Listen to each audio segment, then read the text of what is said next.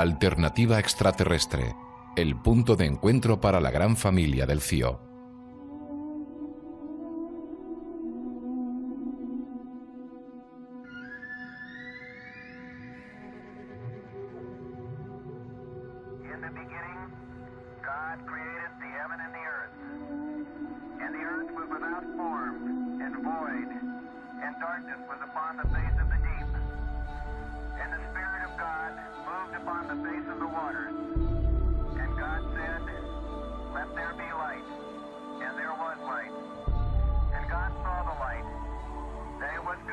Podemos decir que Edgar Mitchell, la persona con la que vamos a hablar esta noche, es doctor en aeronáutica y astronáutica por el Instituto Tecnológico de Massachusetts. En 1966 fue seleccionado por la NASA y durante los 6 años que formó parte de la agencia gubernamental responsable de los programas espaciales, Mitchell participó en varios proyectos, entre los que se incluyen las misiones de los Apolo 9 y 10 y, por supuesto, la que le hizo pasar a la historia, la del Apolo 14.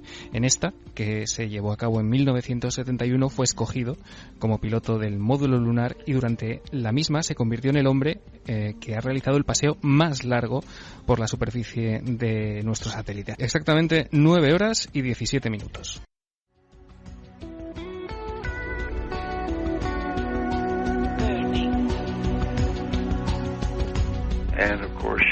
Por supuesto, cuando fui a la Luna hace 40 años, me di cuenta de que el universo era mucho más complejo de lo que creíamos hasta entonces. En el viaje de regreso de la Luna, después de que todo mi trabajo allí se hubo completado, tuve la oportunidad de mirar al cielo, de relajarme unos instantes. Fue la ocasión en la que pude mirar a los cielos desde esa perspectiva, de reflexionar sobre ello. Lo que experimenté es lo que llamamos una epifanía. Fue el hecho de contemplar esa gran maravilla con toda su belleza. En el antiguo sánscrito lo llamaban Sainadi, y en otras culturas como la griega se lo conocía como metanoia, un cambio en la mente y en el corazón. También se lo ha llamado iluminación. Es una experiencia por la que pasamos los seres humanos cuando vemos algo nuevo y maravilloso que se revela esencial para descubrir la realidad de nuestra existencia. Algunos lo llaman de ese modo, y ciertamente conduce a ello, pero hay muchos nombres. El hecho es que esa experiencia nos ayuda a entenderlo todo. Porque con nuestra ciencia tenemos muchas formas de aproximarnos al universo, pero antes deberíamos entenderlo en toda su complejidad, en su verdadera escala. Creo que todo el mundo puede experimentarlo, al menos en parte. Cada vez que ves algo maravilloso, algo nuevo y excitante, algo que te impulsa a pasar por esa metanoia, ese cambio de mente y corazón, hace que pienses de forma más profunda en tu existencia, en nuestra existencia en la Tierra. Y todo el mundo experimenta, o puede experimentar eso hasta cierto punto. Decididamente, yo admito que hay creatividad e inteligencia en el universo. Y por tanto, puedes decir que Dios existe, si así es como quieres referirte a la creatividad en el universo. Por mí está bien. Existen tradiciones que usan la palabra Dios como una forma de referirse a la explicación del universo. Se trata simplemente de observar cómo encaja el universo. Si necesitas un Dios para explicarlo, también está bien. Pero entonces tendremos que explicar de dónde vino ese Dios. Y si realmente queremos entender el universo y tratar de responder esas profundas cuestiones, resulta que aún no tenemos modo de hacerlo. Alguna gente, en particular los cosmólogos, le han dado vueltas a la noción de un Dios creador. Pero no todos consideran que esa sea la respuesta correcta. Creo firmemente, porque esto es un asunto de creencias, aunque mi experiencia me ha ayudado a confirmarlo, que estamos en un universo creativo e innovador. Hemos descubierto uno de los mecanismos para ello, la llamada holografía cuántica. Los antiguos creían que la naturaleza no se desprendía de sus experiencias, sino que las recordaban. Parece que ese mecanismo, que llamamos holograma cuántico, contiene todo aquello que ha sucedido. En otras palabras, toda experiencia es recordada a lo largo de la historia. Esa información se llama energía de punto cero y la usamos para tratar de comprender mejor el universo en que vivimos. El parapsicólogo J.B. Rhine y otros investigadores ya habían estado experimentando con ello durante mucho tiempo. Usaban 5 símbolos. Los llamaban cartas Zener: estrella, cruz, círculo, ondas y cuadrado. Así fue como se hicieron los primeros experimentos, con alguien pensando en estos símbolos en concreto, anotándolos en una secuencia determinada, y otra persona intentando atrapar de algún modo esa secuencia a mucha distancia del emisor. Ese tipo de experimentos llevan haciéndose durante casi un siglo. Funcionaban. Yo quise probarlo desde el espacio, y desde allí también funcionaron. Obtuvimos buenos resultados cuando estábamos a medio camino de la Luna. Lo hicimos como se haría en un laboratorio de la Tierra. Y ahora sabemos que se trata de la realidad cuántica, de ese tipo de comunicación.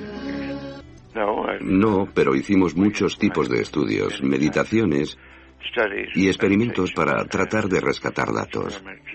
Y de hecho, creo que se hizo un gran trabajo en ese sentido, recuperando mucha información de nuestro viaje a la Luna.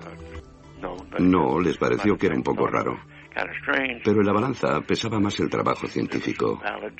Los buenos científicos siempre aprecian ese tipo de cosas. Y esto era buena ciencia. El propósito fue tratar de revisar un poco la historia. En el siglo XVII, el filósofo René Descartes publicó la idea de que el cuerpo y el alma, lo físico y lo espiritual, eran ámbitos diferentes de la realidad que no interactuaban entre sí. Aceptar esta especie de noble propósito sirvió en aquella época para que surgiese la Inquisición. La ciencia floreció en aquel periodo sin que la conciencia o la mente fueran objeto de estudio. Aquello ocurrió y se mantuvo así durante casi 400 años, hasta que a finales del siglo XX, con los grandes pensadores de entonces, se descubrió la mecánica cuántica. El mundo cuántico fue bastante bien descrito hacia 1920, pero realmente no ha sido hasta hace muy poco que nos ha parecido adecuada la idea de estudiar la conciencia como un ámbito propio, someterla a estudio científico. Eso es lo que hemos estado haciendo nosotros en los últimos 30 años. Bueno, hemos recogido muchas pruebas a partir de nuestros experimentos sobre cómo funciona la conciencia. ¿Cuáles son sus límites, si es que los tiene? ¿O qué aplicaciones tiene en todos los aspectos de la naturaleza? Mi instituto tiene sedes en 60 países trabajando en este ámbito. Y la labor sigue. Se trata de definir y entender cómo trabaja la mente a nivel cuántico, a nivel de la conciencia. Todo se resume en que hemos convertido a la conciencia en un ámbito aceptable para la investigación científica que nos está ayudando a entendernos mucho mejor a nosotros mismos y a la naturaleza de nuestra existencia. Incluso a la comunicación entre animales. Ahora entendemos que la comunicación entre animales implica ciertos aspectos de la conciencia y que todo ello forma parte del mundo cuántico. Fíjate. Bueno, no se puede escribir una ecuación sobre eso. Pero sabemos que los efectos de la mente sobre la materia, los poderes de curación, son fenómenos reales. He trabajado personalmente con muchos buenos sanadores que obtienen resultados excelentes curando a las personas de enfermedades y dolencias humanas. Es parte del fenómeno. Y ciertamente la tradición cristiana lo usó con la figura de Jesús. Esa era una de sus principales características, la de curar a la gente.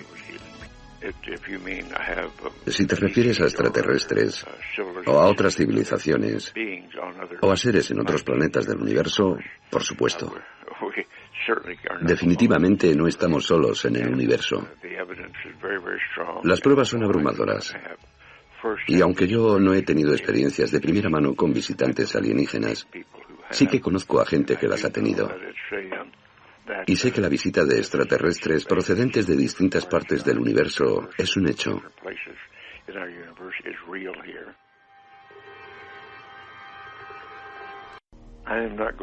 No voy a decir quién está encubriendo cosas o quién no. Pero con seguridad ha habido intentos de hacerlo en algún momento. Tanto de no investigarlo como de negar la existencia del fenómeno. Diría que hay algún tipo de grupo oculto que se ha encargado de mantener esta información lejos del público durante mucho, mucho tiempo.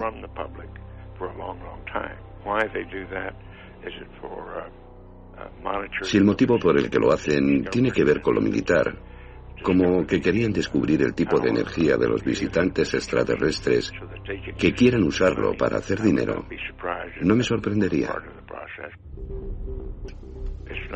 Pero esto no durará por siempre. Nos enteraremos y entonces entenderemos cosas que hemos vivido durante años. Como por ejemplo aquí en Estados Unidos, las luces de Phoenix.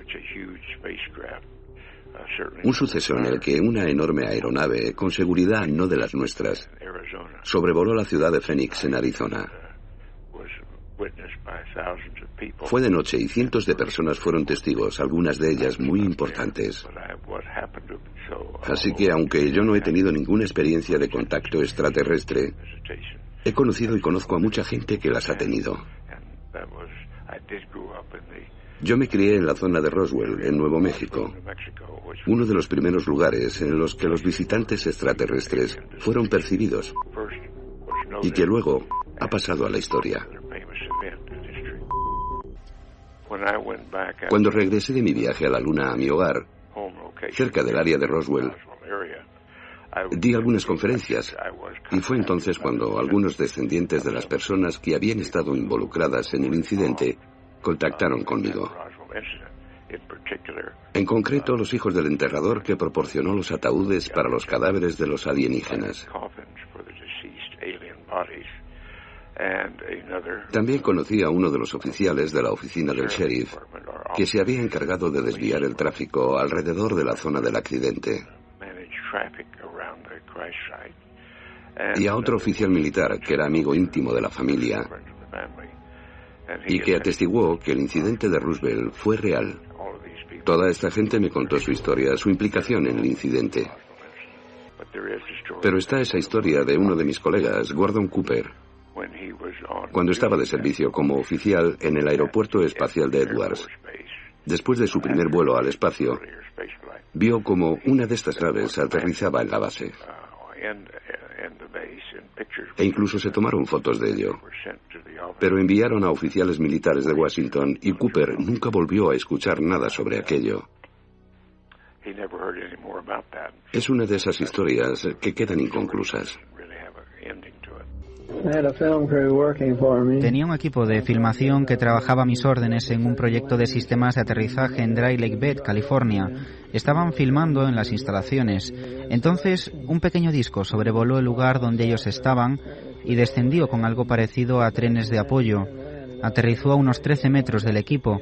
El operador de cámara, que estaba acostumbrado a volar y conocía todos los tipos de aeronaves, cogió su cámara y comenzó a documentar lo que estaba ocurriendo. Consiguió filmar algunas tomas.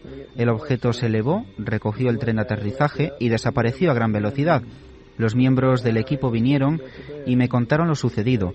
Entonces cogí la película y corrí hacia el laboratorio. Miré el manual para saber lo que debía hacer y a quién se debía comunicar un incidente de aquel tipo. Y eso fue lo que hice. Cuando volví con la película, había unos hombres de muy alto rango que me ordenaron entregarles los negativos en mano. Entraron en el avión que les había traído y se llevaron la película a Washington. Sí. Muchos astronautas han tenido experiencias similares a la mía. Quizá no exactamente las mismas, o al menos no las describen del mismo modo. Pero sí se da lo que podríamos llamar el efecto de visión en perspectiva. Ahora hay una organización aquí en Estados Unidos para estudiar ese efecto. Y se ha creado porque los astronautas han pasado por estas poderosas experiencias que se basan en la visión de nuestro planeta y de la naturaleza desde esta perspectiva superior. Sé que muchos astronautas se han visto seriamente afectados y han tratado de buscar después su propio camino, gracias a lo que yo he llamado el efecto de visión en perspectiva, la visión de ese gran cuadro.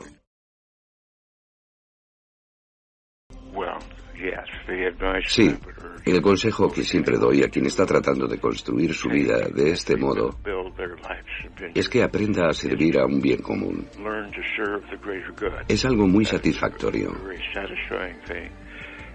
No hay que servirse a uno mismo, ni basar la vida en hacer dinero o cosas así, sino hacer cosas que al final nos sirvan a todos.